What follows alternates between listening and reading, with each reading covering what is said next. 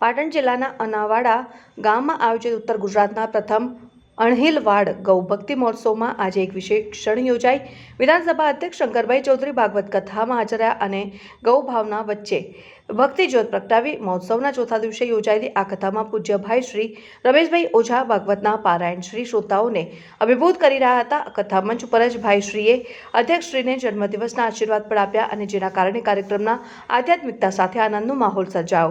આ પ્રસંગે અધ્યક્ષ શ્રી શંકરભાઈ ચૌધરીએ ગૌ માતાની મહિમા ઉપર પ્રકાશ પાડતા કહ્યું કે ગાયનું દૂધ, ગૌમૂત્ર, ગોબર દરેક વસ્તુ માનવ અને સમગ્ર જીવસૃષ્ટિ માટે કલ્યાણકારી છે।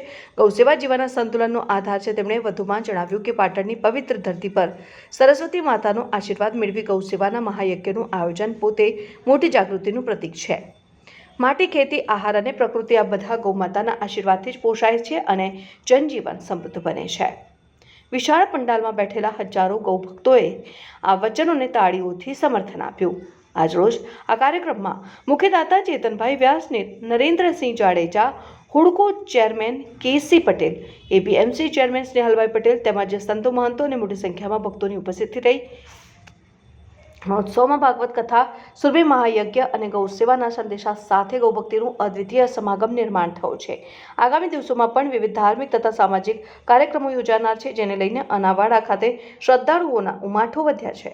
સુરભી મહાયજ્ઞ અને પૂજ્ય ભાઈશ્રીના મુખારવિંદથી અહીંયા શ્રીમદ ભાગવતજીનું આ અણહિલવાડ પાટણની પવિત્ર ધરતી ઉપર સરસ્વતી માતાજીના પટાંગણમાં જે આ કાર્યક્રમ થઈ રહ્યો છે, એક પુણ્ય પ્રગટ્યું હોય તેવું હું માનું છું। ગાય જીવનનો આધાર છે। ગૌ માતાની સેવા માત્ર ગૌ માતાની સેવા આપણે કરીએ છીએ એવું નહીં, પરંતુ એ જીવનનો આધાર છે। માટીનો ખોરાક, ધરતીનો ખોરાક એ ગૌમૂત્ર અને ગૌ માતાનું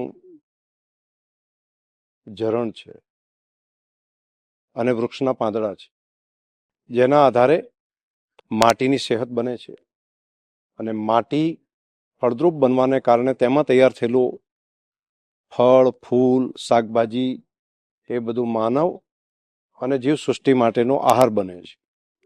એટલે ગાય માતાનું દરેક વસ્તુ, માત્ર દૂધ જ એવું નહીં, તેનું જીવનનું દરેકે દરેક વસ્તુ એ માનવ અને સમગ્ર જીવસૃષ્ટિ માટે કલ્યાણકારી છે।